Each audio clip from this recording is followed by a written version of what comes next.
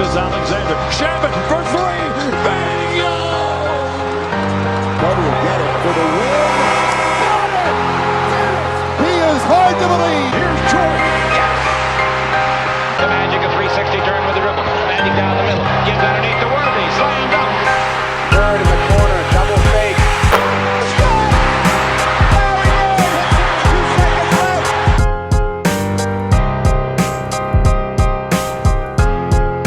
What's going on, everybody? Welcome to a type of video that I haven't done in a long time. Straight from the heart, no video in the background, no guest, no nothing. Today is a tough day to speak. I could have tried to do it yesterday, but I just didn't really have the words. Bill Russell, my favorite center of all time, he has become my favorite center of all time in these past 2 years since I started this channel, passed away at age 88 on Sunday. 2 years ago, it would have just been, oh, that's sad, Bill Russell passed away. But it means so much more to me now. Over the last 2 years, I've started my timeline. I got so tired of all the GOAT debates that I said, I'm going to do this differently than any kid my age has done this. I'm going to study every single year of the league from the first GOAT candidate that anybody mentions, and that's Mr. Russell himself. So I started from the 1956-57 season that Russell came into the league from San Francisco and studied every single year of his career. And as you guys know, if you follow my channel and are subscribed to me, I'm on 1971. So I did get to finish Russell's career. And in that 2-year span, of which I watched every single full game he played, shortened games, clips of games that he played, and read his first book, Go Up for Glory, that was written in 1965. And I'm going to be quoting throughout this video because he has some gold quotes in there. I've grown to love the guy for personal reasons, as well as what aligns with the way I see the game.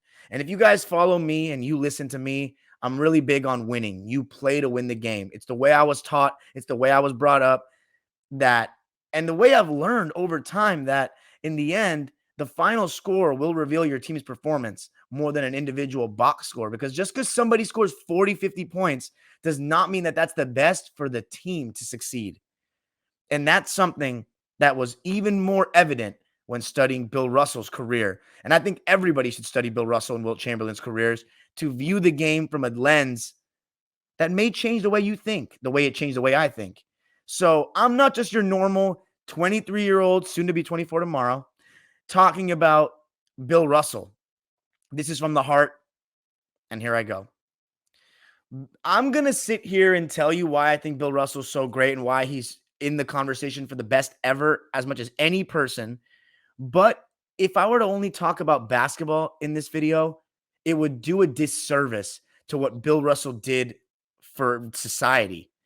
So let's just start out with talking about him for a sec.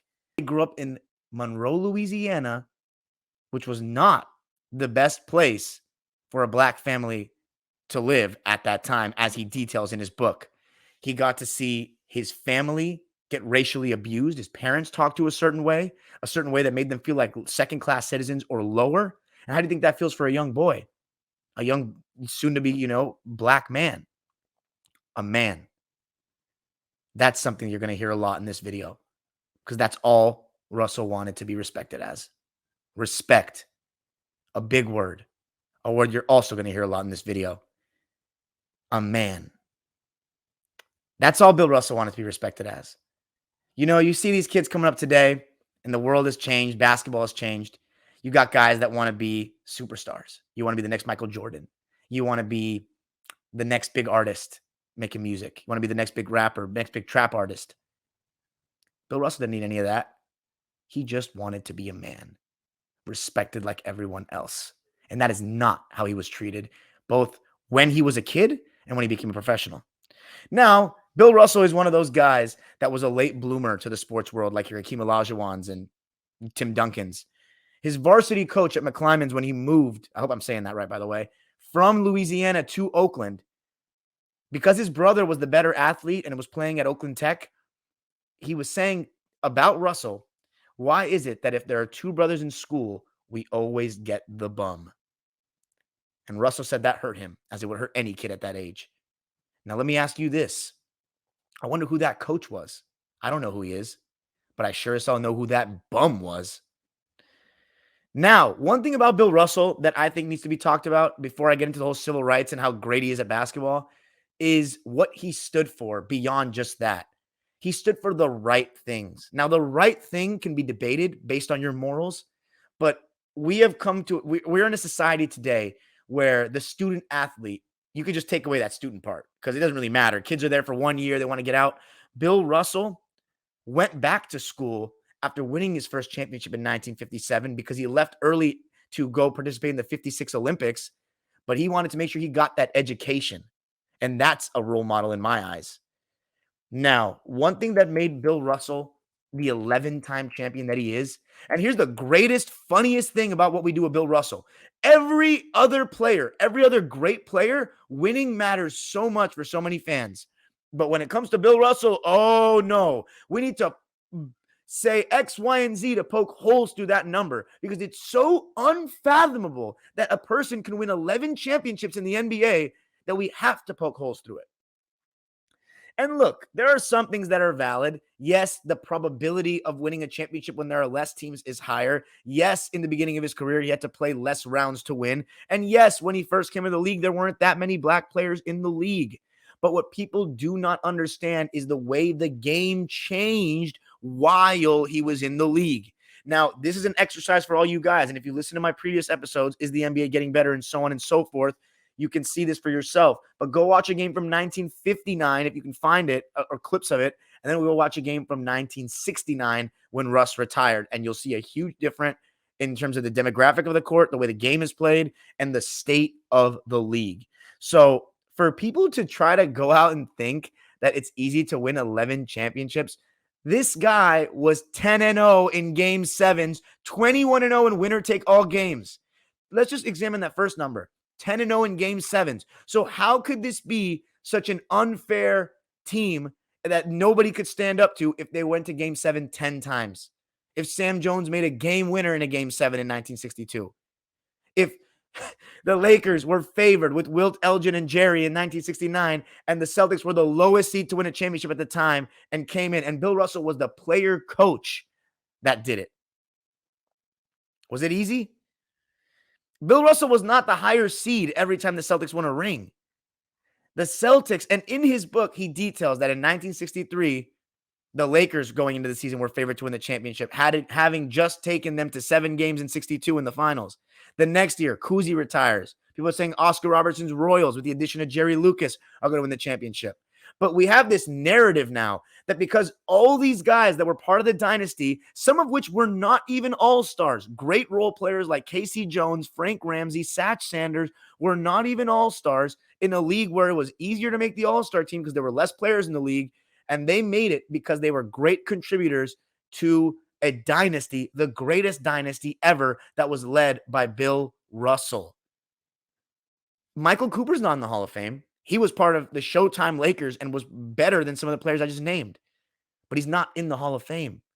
So when people use that whole Hall of Famers thing to detract from Russell, it totally lacks context and is a disservice to how even those series really were. Every single time, but Bill Russell had 8 Hall of Famers. So we're going to count Wayne Embry, who was on his last legs when he came to the Celtics, was never an all-star with the Celtics.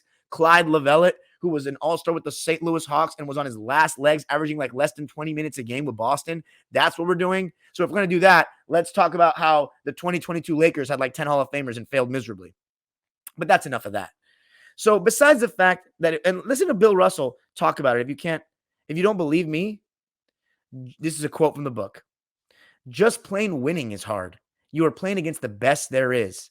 In other sports, teams have more players and all the players are not necessarily of the same ability. In professional basketball, every man has been an All-American in college. There are only 11, and actually each team plays with its best 7. And when you get the 7 best playing out there, you have a game, baby. Make no doubt about it. So that's what Russell's telling you. His competition was not weak. And I've made many posts about that. So I'm not going to go into too much depth there.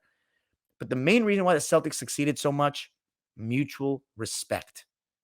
You may not love everyone. Bill Russell didn't have the best relationship with all his teammates, with Bob Cousy's, Tommy Heinsohn's, but the mutual respect. He didn't bully them. He found the balance that I thought could never be found between the kind of bully-ish leadership style of MJ and Kobe and the want to be everyone's friend kind of thing, like a LeBron and Magic. He found the blend. And you know why he was so successful of having that killer mentality, but also making everybody better? Because Bill Russell is the unique circumstance where he's the only player to be the best player on multiple championship teams that was not offense first. He's the only one of his kind. Defense and rebounding first. If you look at the points per game averages on those Celtics teams, there's not that much between the first guy and the second guy, and it varies per year because whoever scores the most, it's not that important to them. And that starts from the leader. I always say it starts from the top. Bill Russell, when he first came into the Celtics, Red Auerbach said rebounds and assists. And you know what? He saw the Bellamy's getting more points. He saw the Wilt Chamberlain getting more recognition on the first team All-NBA, and people saying that, well, Wilt's the better player. You're only winning because you have a better team. And he didn't care. He said, you know what? I'm going to keep winning. I'm going to keep winning because that's all I care about. And that's where Bill Russell resonated with me so much, by emphasizing that stats are not important. All that matters is the final score. That's the only number I care about. And that's something he emphasizes in the book more than anything. I learned when I played basketball, there was one team I was on. It's a personal anecdote. There was a team I was on, and I was on a rec team, and I was the best player on the team. It was, beginner players. And I was like, I'm going to have to carry this team for every game to even have a chance. I'm going to have to shoot 20 shots. I'm going to have to create every shot because they can't create shots. And I was forcing it. I was turning the ball over. My coach told me, you don't have to make the assist pass. And that changed my life because an assist is an individual statistic. It's not necessarily an unselfish thing just because you pass to someone else. And that is something that stuck with me forever because I was being selfish in that moment. I did care about my stats. But Bill Russell, he didn't. And the best teams, the current Warriors, the San Antonio Spurs, they threw their stats out the window. And that aspect is why the Celtics team was so dangerous. They could beat you from anywhere with anyone at any moment of the game. But you know what they do? Bill Russell is a great screen setter. He moves the ball. If you actually watch the games, a lot of their offense is initiated from the high post with Bill Russell. And then he obviously is the start of their fast break, whether it be him blocking it to people in bounds or getting the rebound and outletting, they're off and running. And that all starts with Bill Russell. And that was a formula that nobody could beat. And here's the thing, mutual respect. We talk about that. There wasn't free agency yet. There weren't people, signing big new contracts with other teams. But you could still request trades. You could still be a disgruntled player. Wilt Chamberlain requested a trade. He got traded twice. Walt Bellamy, he wasn't having a good time in Baltimore. And, there was also racial tensions between a lot of these white players and black players. And one thing about the Celtics is they didn't have that. And I think that's part of the reason because Bill Russell's such a selfless leader that he doesn't need the ball. So imagine playing for a guy that's going to do all the dirty work. He's going to rebound. He's going to take care of, you get blown by on defense. He's going to be there helping. And he sets screens for you to get open. You get the last shot. You get the score. You get to do all the fun stuff. He does the dirty work. That's your leader. That's taking you to battle, taking you to war every single year, and having the mental toughness and the drive to get the number one seed every single season. Everyone's like, oh, well, the Celtics, they only had to beat 2 rounds. That wasn't a luxury, or win 1 round to get to the finals. That wasn't a luxury for every single team. You had to earn that number one seed with a grueling regular season in Chuck Taylor's, with riding commercial flights with 1 trainer and 1 assistant coach, and none of the technical, medicinal, and medical things that we have even close to today. And this is what they were doing. And Bill Russell had like knee arthritis by year 7 because of obviously playing and riding on these planes where he couldn't even stretch his legs. But yeah, we live in the load management era now. It's totally different, right? When I say mutual respect, let me read this passage. Black, white, religious, irreligious, we somehow put together a rather unique example of Americans, a mixed team of men who in 48 tumultuous minutes of play could survive it all to go on and win championship after championship. They were Jews, Catholics, Protestants, agnostics, white men, black men. The one thing we had in common was an Irish name, the Celtics. Believe me, we did the Irish name proud. Through it all, though I tell truths which may nip occasionally at the heels and hearts of some members, we never had a clique, we never had a quarrel. A man might be a black superstar or a white superstar. It made no difference. You might see me, the bomb thrower, out on one night with whites, another night with Negroes, a third night with whites and Negroes. We never considered it unusual. We simply considered ourselves a proud group of men who brought the distinction of being something no one else could be in our sport, the champions of the world. That tells you everything you need to know about the Celtics. And why did the Celtics win 11 rings? It's because their era was weak? No. It was because the Celtics were one of the best teams ever that were special and knew how to come up big in big moments and rode with each other and rode together year after year. Now, those years and those championships did not come without hardships off the court as well as on. When you say mutual respect, there's a reason why I keep emphasizing that, because that's not what Russell was treated with. You know, there may have been guys cheering at the game, but those same guys or some of those same fans saw him in his new Lincoln and said, "Hey, N-word, how many crap games did it take you to win that car?" That really makes you feel like the star of the city, doesn't it? How about when he was trying to move to Reading, a neighborhood in Massachusetts that was all white at the time, and they signed a petition that they didn't want Bill Russell to live in their neighborhood. And Bill Russell was like, "Nah, fuck that. I'm not gonna, they can't just, I'm paying the bills. They're not just gonna kick me out." So he comes home, house trashed, shit on the walls with the N-word written in shit, pool table ripped up and covered with beer. How about that for respect? How about that for being treated like a man? This is what Bill Russell says about the pride of competition. It's not just the money, it's far more important. It's the challenge and the pride of being a world champion and of playing for it. Perhaps in the final essence, that is true psychology. A band of men playing for a goal, just a bunch of men who understand each other's faults, going flat out for the championship. Maybe when you hit that point, you've touched upon the true beauty of sports. Russell's mentality that set him apart. He may have not been as talented as Chamberlain. He couldn't shoot like Walt Bellamy. He didn't have the on-ball talent of Oscar Robertson, but he's the best defender ever. To me, he's the best rebounder ever. And his mentality, his psychology, his smarts, his basketball IQ, and his understanding of team dynamics is unlike any other. Now, I recommend to you guys all, if you want to believe how Russell won 11 championships without watching the games, because there's not even one full series of his career, just go listen to the man talk, and you'll see everything. Because that's how it was for me. There are certain guys that resonate with you that when you listen to them talk, everything they say aligns with what you've learned, and you just say, "This guy fucking gets it."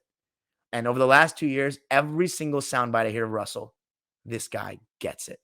Because I've understood now it's not about your stats. It's about doing whatever it takes to win. And in the final score, your performance will be shown. The casual fan does not agree. The casual fan thinks you win championships in spite of bad players playing significant minutes. I don't agree with that, because you cannot be on a court on again, a professional level. Even if you're missing every shot, you have to be doing something good on defense to keep you on the court. You have to be doing something, whether sometimes less is more. Sometimes what Russell did was not try to go score 20 points inefficiently, because that allows him to score 15 more efficiently and Sam Jones to get his 15 shots a night. Sometimes shooting the ball, and even if you make it, is taking away from somebody else who could get in a better rhythm and do something else to greater benefit the team. And Bill Russell, to this day, I don't think any one person, not Magic, not Bird, not LeBron, not Kobe, not Jordan, has ever understood, even Curry or Duncan, has ever understood team dynamics the way this guy did. It wasn't, by the way, we're not done with the incidents involving racism. Sam Jones and Satch Sanders were denied service at a hotel restaurant in Lexington, Kentucky, and Russ stood up for the cause first and said he's out of there, and the rest followed suit. Bill Russell stood up for what he believed in. He knew he was a man that, regardless of skin color, was to be treated like everyone else, and he stood up for it when people were too scared to because of the consequences that they would face. He got the keys to the city in Indiana, the whole Celtics team did, and were refused service at a restaurant the same day. How are you going to tell somebody you got the keys to the cities, but you're not even going to let them open the door? How about refusing to take the floor at the 64 All-Star game because the owners didn't promise the players a pension plan? He and the players refused to take the court, even though it was a close vote that they had so close they had to re-vote. A man.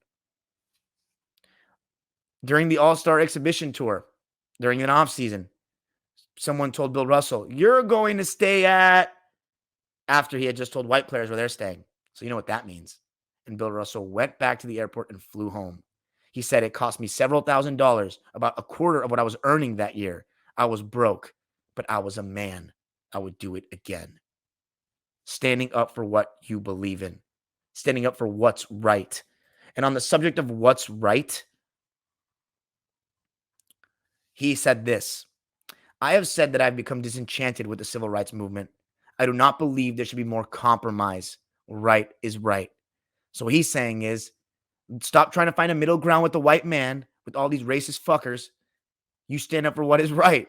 We should be able to do what they do. We are all humans. We are all men and women. Bill Russell's a man and deserves to be treated as such. Another quote. I have seen men in many sports who play only according to the schedule.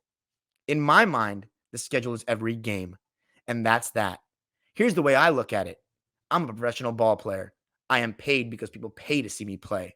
Therefore, I must give them 48 minutes worth of the best game I have, regardless of whether we are playing for the World Championship or just playing out the string in early March after we've already won the regular season title.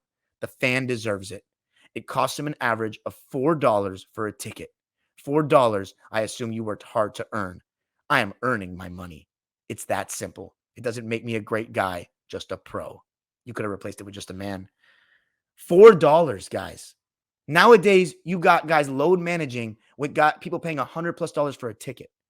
He said $4. Mind you, these are the same fans that he did not even do a retirement ceremony in front of because of the way he was treated. The same racist fans, he is saying he earned for his ticket, so I'm going to make sure I play and you get your money's worth. That's a different level of commitment. A lot of people would not play for fans like that. And this is what I'll end it with. This is the honest story of a man with, I hope, some goodness, a man also with some failings. I was a world champion. I was a man. Yet from Washington, D.C. to Louisiana, my children could not stop to eat. My children could not stop to sleep. They rode in the backseat of the car and by their father, who was their father and a man and a world champion, and we could not stop because we were black. That tells you everything. A world champion, and he couldn't stop on a cross-country drive because of his skin color, and his kids had to see the same shit. And now I leave you with these two. I never in my life consciously worked to be liked. I work only to be respected. When Jack Twyman interviewed Bill Russell in '69 in the Forum locker room after he won his 11th title in 13 years as a player coach, the first black coach in North American professional sports to win a championship, I think he got respect. Not by all, but by many. And Bill Russell was not think about it. Standing up for what he believes in at this time, he was viewed as surly. He was viewed as a smartass, unapproachable sometimes, and not the sweetest person in the world. But that's because he didn't trust these people. Didn't trust the white media. Didn't trust what was happening in society at the time. How could you if you were him? But overall, he gained much more than respect. And this is the final quote. I'll leave you. I have my own ideas for the future. I have my hopes, my own hopes, and my own dreams. I believe that I can contribute something far more important than mere basketball. I said before, 3 emotions have always been very real to me: fear, prejudice, and bitterness. It is the reactions to these emotions that make a man. In the end, I live with the hopes that when I die, it'll be inscribed for me. Bill Russell, he was a man. I'm afraid you were much more than that. An icon, a role model, a leader, a pioneer, somebody that inspired people of all races for years and decades. Yesterday wasn't a normal day. We lost maybe the greatest figure in the history of basketball. I hope in this video you've picked up on why he was so special on and off the court. He's going to be greatly missed, but never forgotten. And as long as I'm around, never disrespected. Mr. Russell, thank you for everything. We love you. Rest easy. And have fun in that pickup game with Wilt. Reunited at long last. God bless.